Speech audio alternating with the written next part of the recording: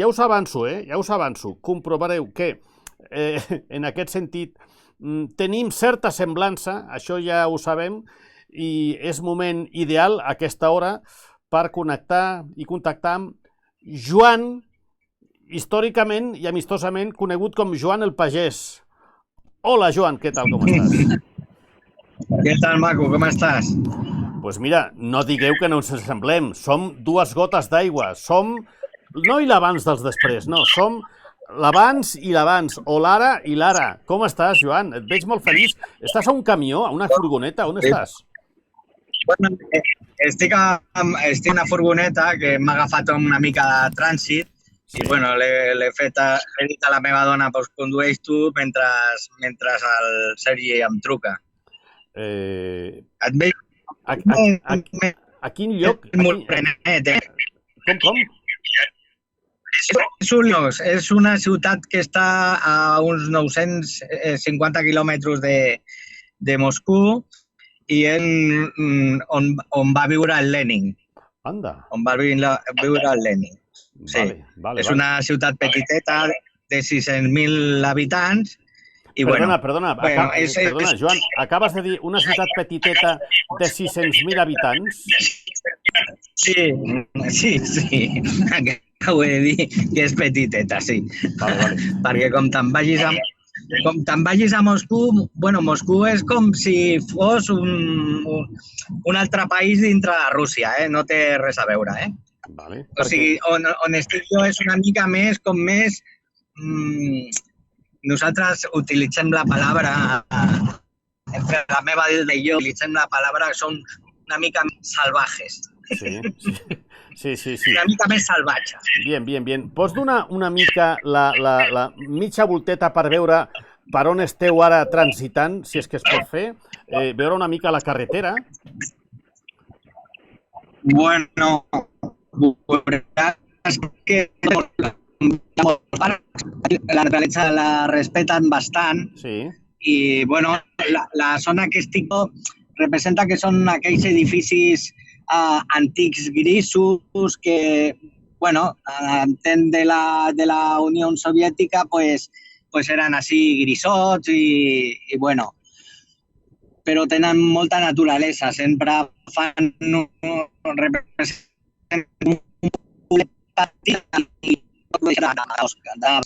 Aquí hi ha molts arbres.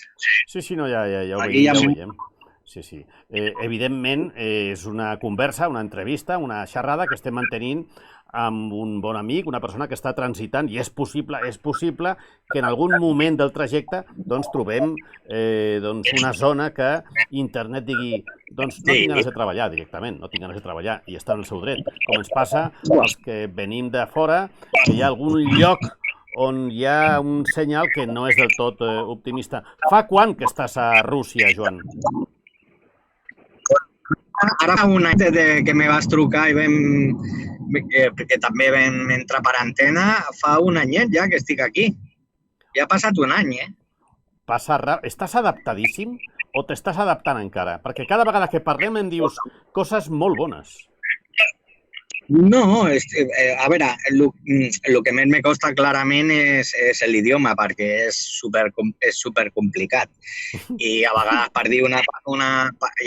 per dir vamos, aquí hi ha 4 vamos. Depèn si vas amb cotxe, és palle-jale, si vas caminant és d'una altra manera i pas-li també. O sigui, són 4 maneres de dir vamos. O sigui, i moltes coses, hi ha moltes paraules que depenen de l'acció, es diuen diferent. La mateixa paraula es diu diferent. Llavors és una mica complicat, l'idioma no és fàcil.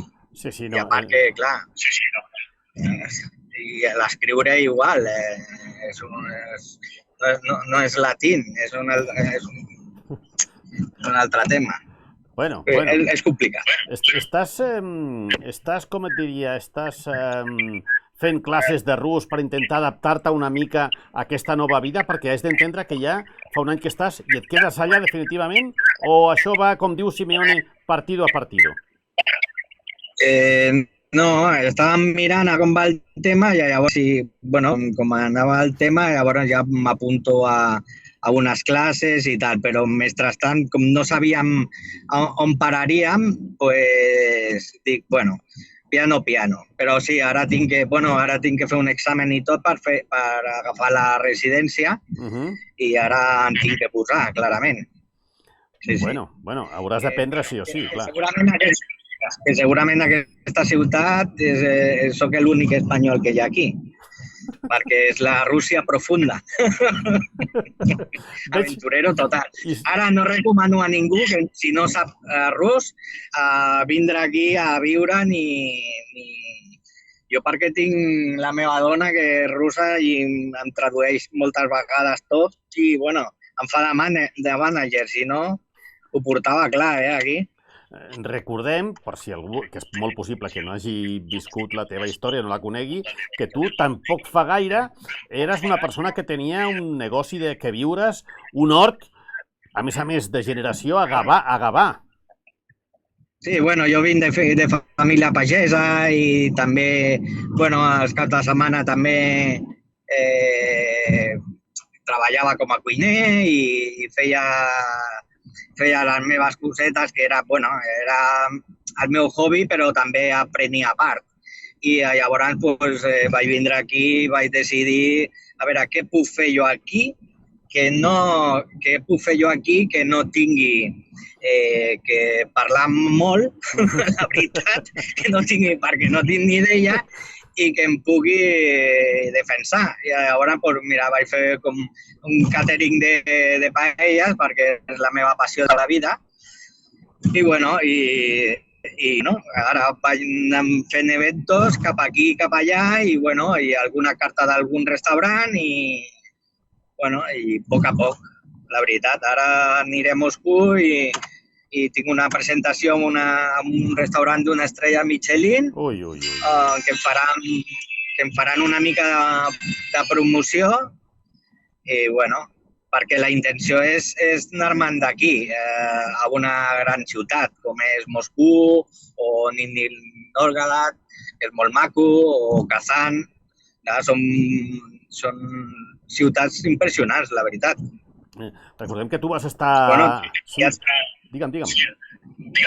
No, que t'he enviat unes quantes fotos, ho has vist, que guapo és, no? Sí. No, són ciutats d'aquelles que dius, com és possible que això sigui per la bellesa, és que estem parlant de molts temes, per la extraordinària plasticitat, tot el que és l'estètica de ciutats que aquí no pensem que existeixen i que un país que sí, veiem Rússia, la Rússia de tota la vida, però que és absolutament immens. És una passada, especialment la bellesa del paisatge de qualsevol fotografia que ens puguem veure de la Rússia actual. És a dir, no estem fent campanya política, estem parlant del país. Que quedi clar, estem parlant del país. Estem parlant del país, sí. Exactament. Deixant tot el demés, estem parlant del país, el que és i com viuen la gent aquí. I la veritat és, per exemple, aquí, a veure, és una ciutat que no és és de les més pobres que hi ha a Rússia, però, bueno, dintre de lo que ja... La mitja aquí, jo no veig aquí gent demanant pel carrer, ni vagabundos, ni res, i tothom té el seu piset o la seva datxa. La datxa representa que és un tros de terreny que tenen una caseta que els caps de setmana la gent se menja a cultivar 4 patatones, 4 pastanagues... Això ho té tothom, Joan?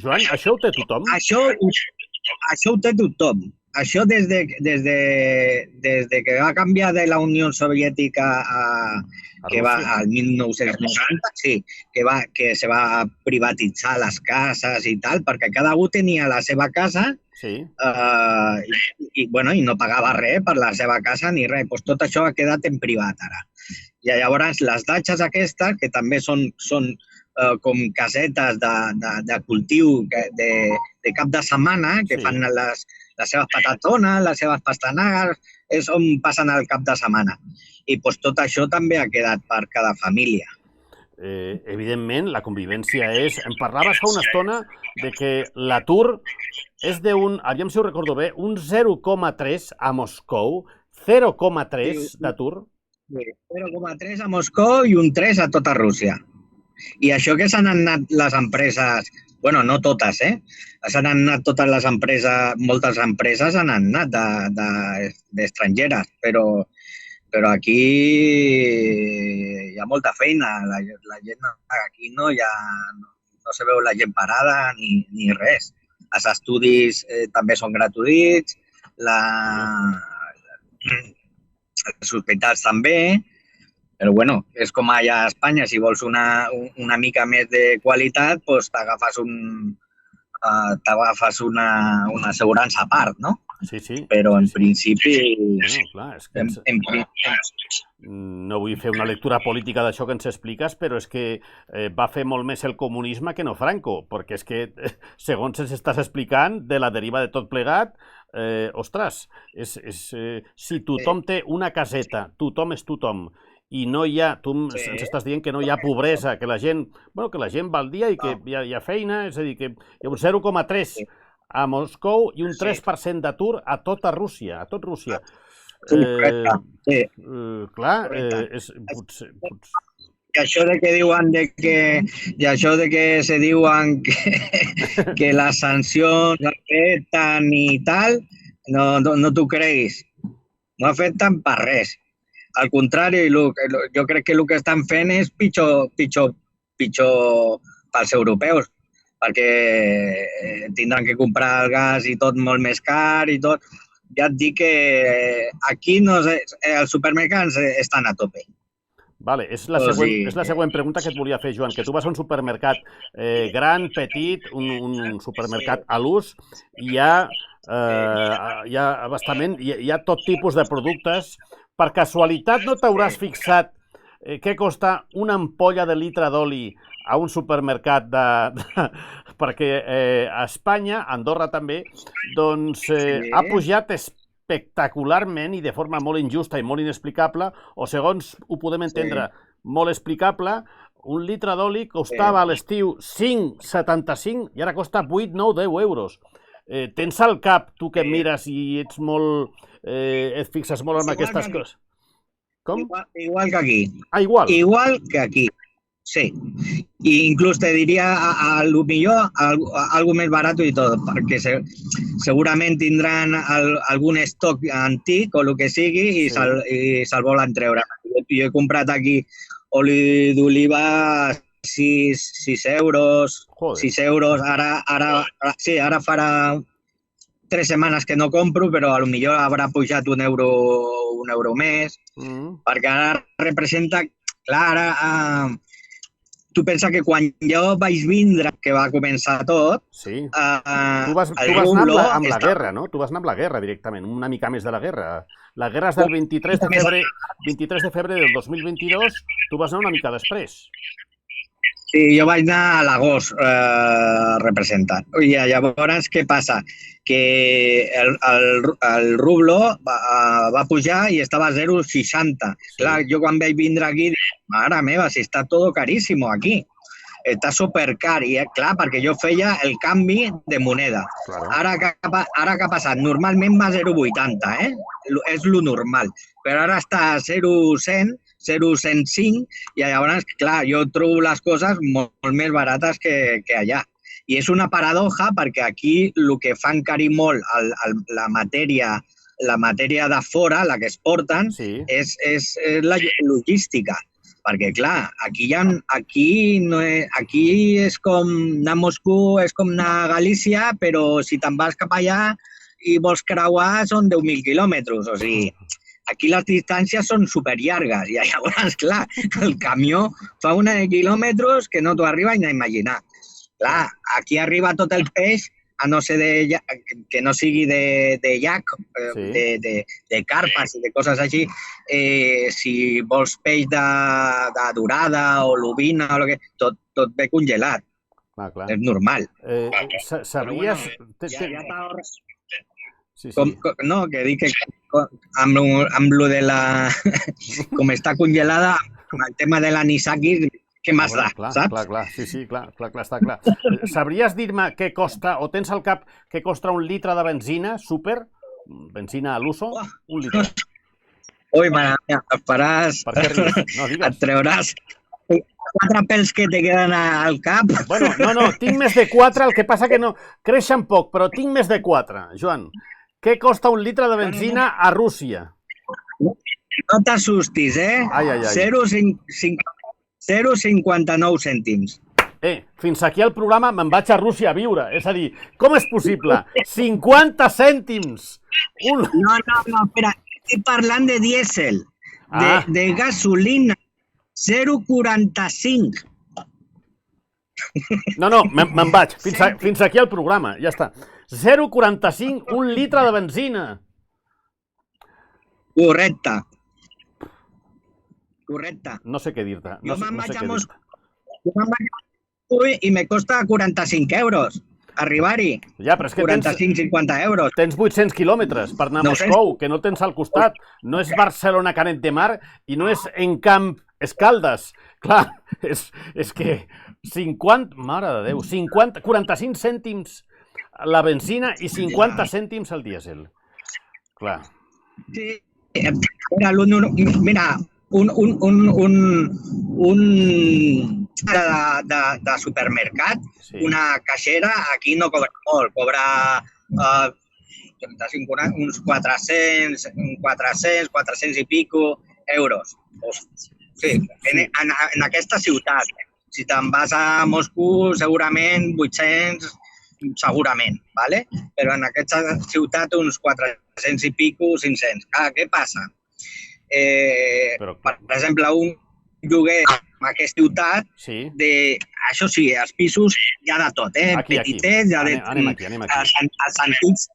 Els antics són de 30, 35, 40 metres quadrats, que són els de l'antiga Unió Soviètica, que els quedava la gent.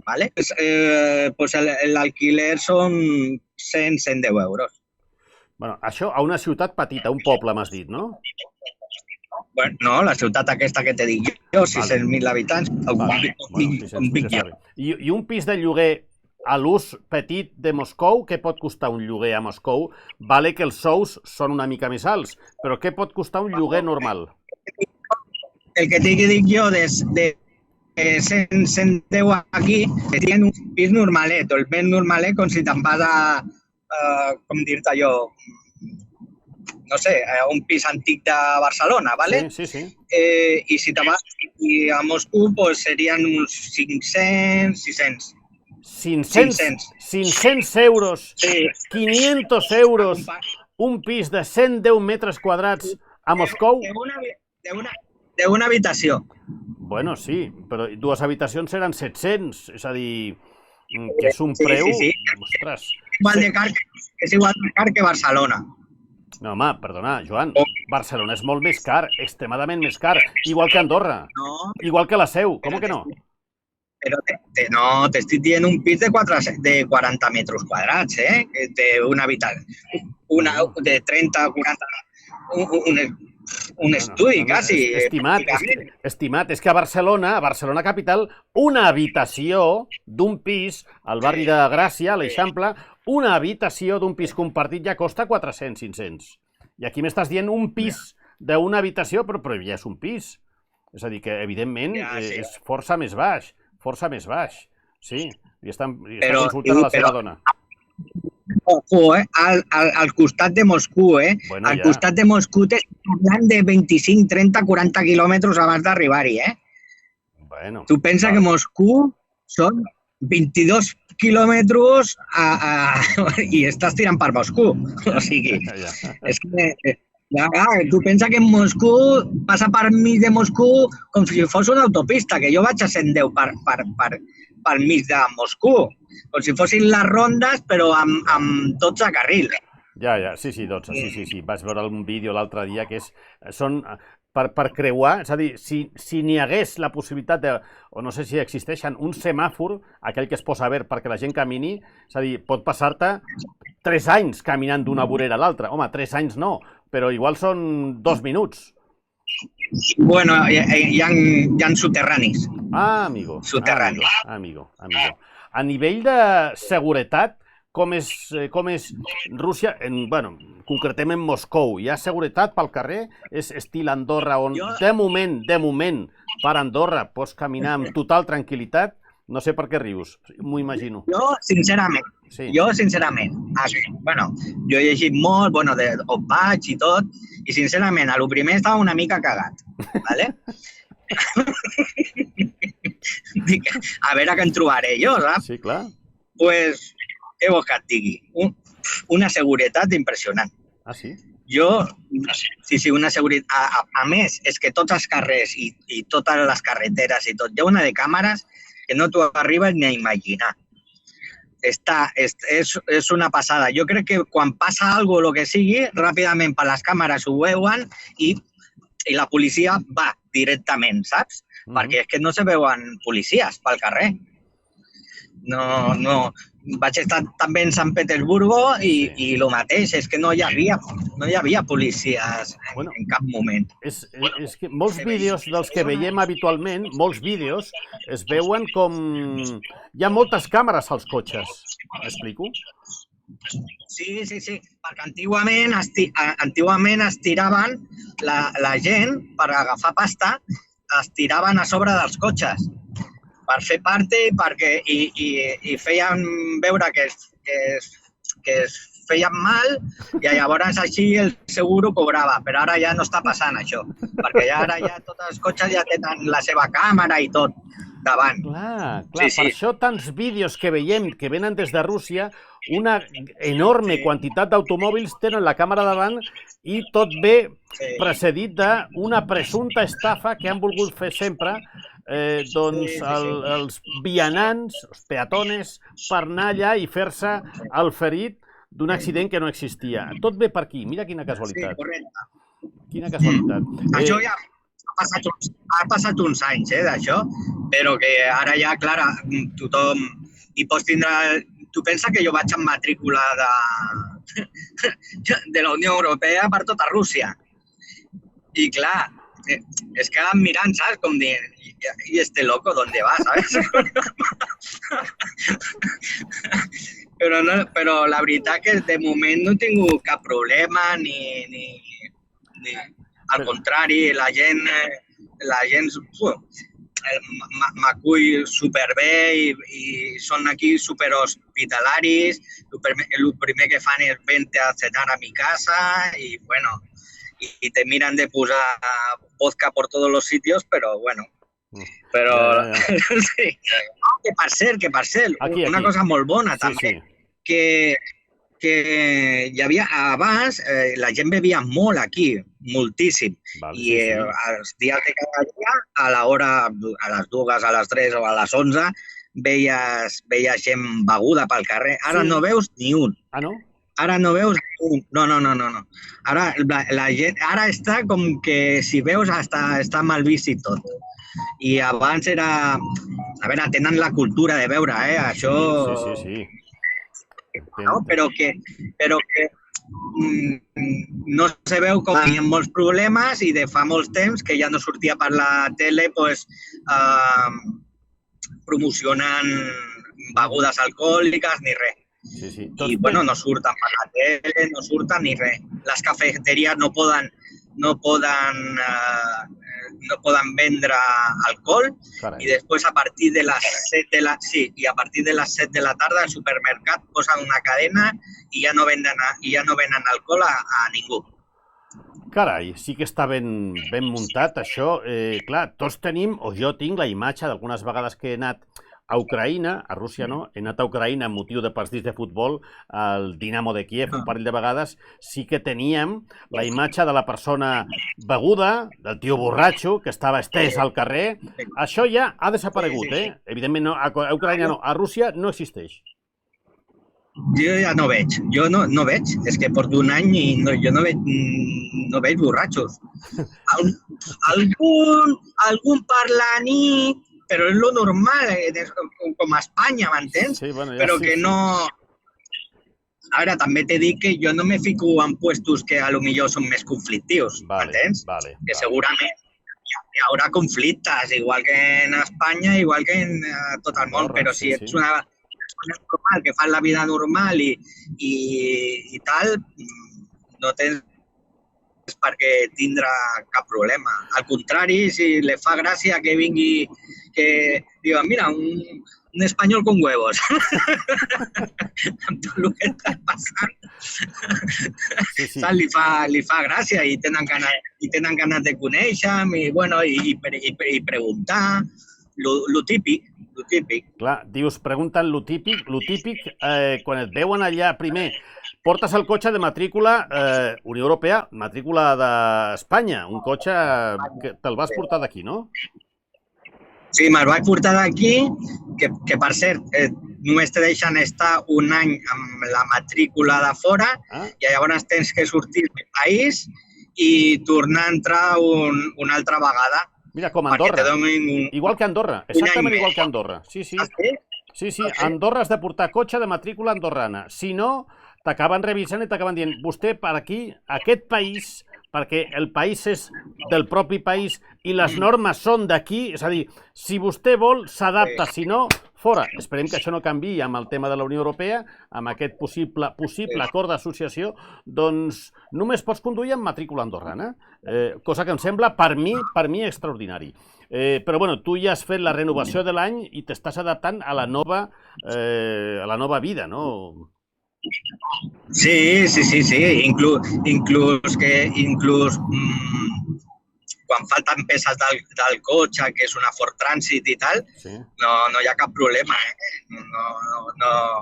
De peces no hi ha cap problema. O sigui, imagina't, amb automoció, que no hi hagi problemes. O sigui, per això t'he dit que totes aquestes sancions no valen per res. No és que compren per la part de baix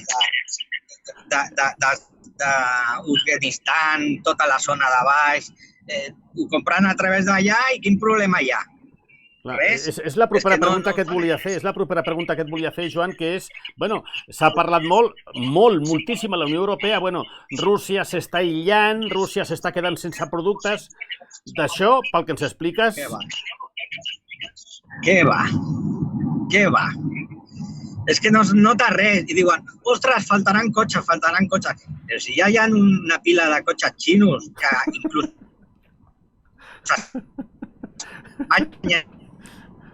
Pila de cotxes xinos. Sí. Escolta, hem parlat alguna vegada sobre el...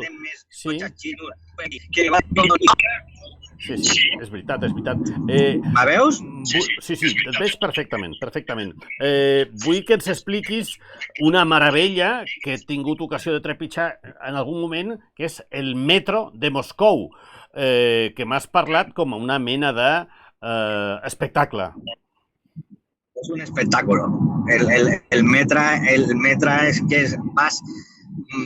Agafes les escales i comences a baixar i pots baixar tranquil·lament 200 metres, baixant escales de metro i després tenen una arquitectura a cada estació que és impressionant.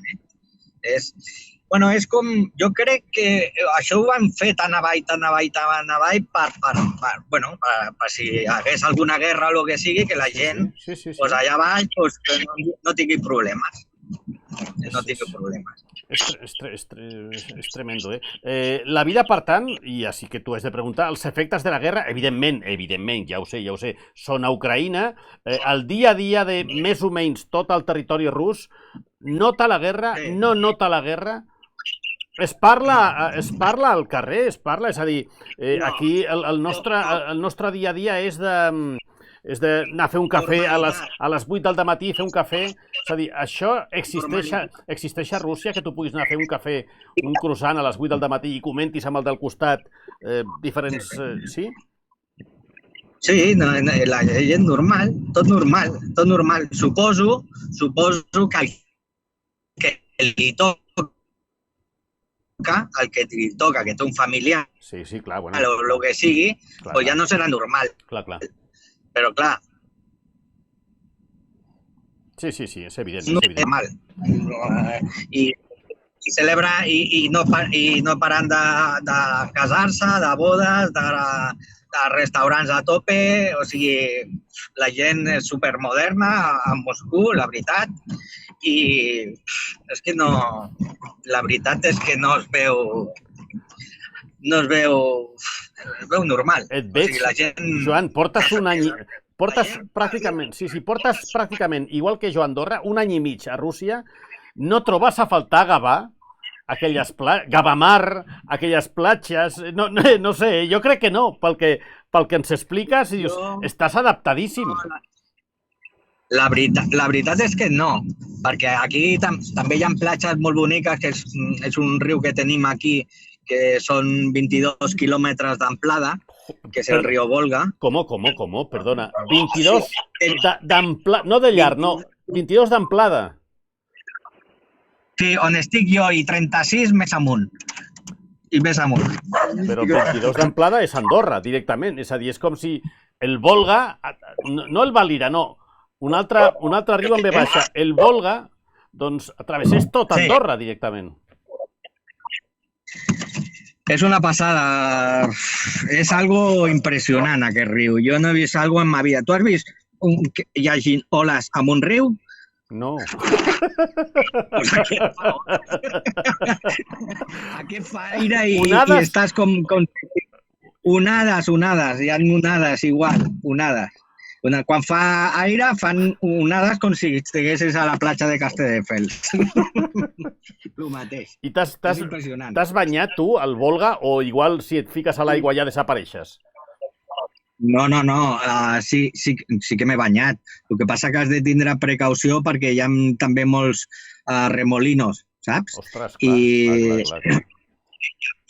I depèn com, a vegades hi ha senyalitzacions que està prohibit banyar-se perquè potser hi ha massa corrent i potser és complicat.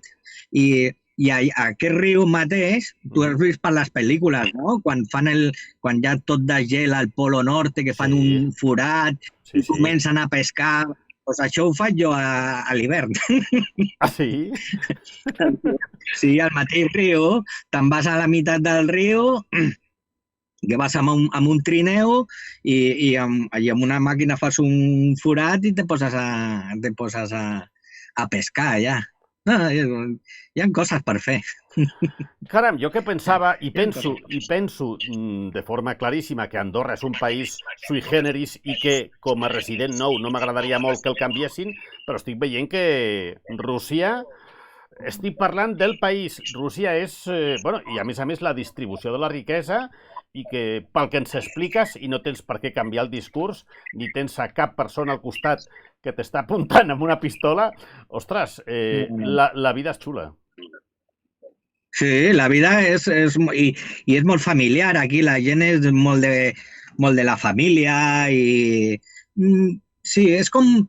No sé com dir-te, com antigament, quan jo era petit, al 1985-90, saps? Sí. Una que era molt familiar, la gent. A mi, jo estic molt content aquí. I a part també tenim un grup de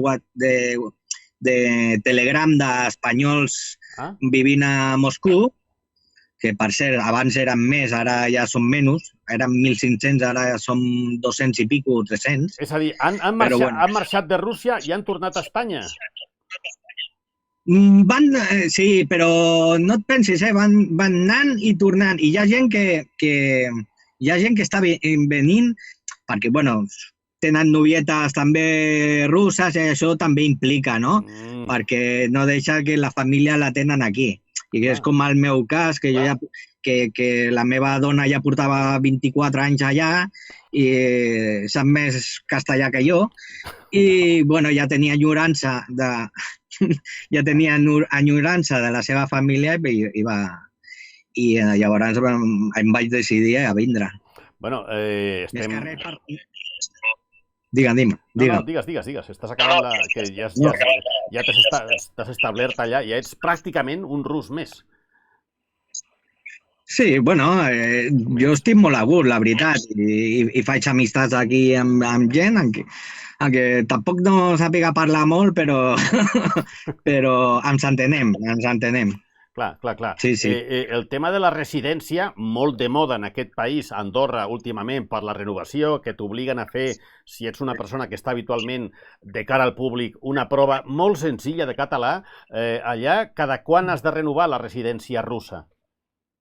Aquí la prova la tinc que fer en rus. Aquesta petita prova que faries en català la tinc que fer en rus. Sí, sí, sí, sí, sí. No és el mateix, És que no té res a veure, Que vinguis de Sevilla, hi ha youtubers, bueno, no vull opinar perquè ja vaig opinar ahir. És a dir, que s'estan dient, hombre, català, ¿por qué? ¿Por qué? Bueno, ni que fos rus. Clar, i com ho portes, això? Perquè quan tens l'examen?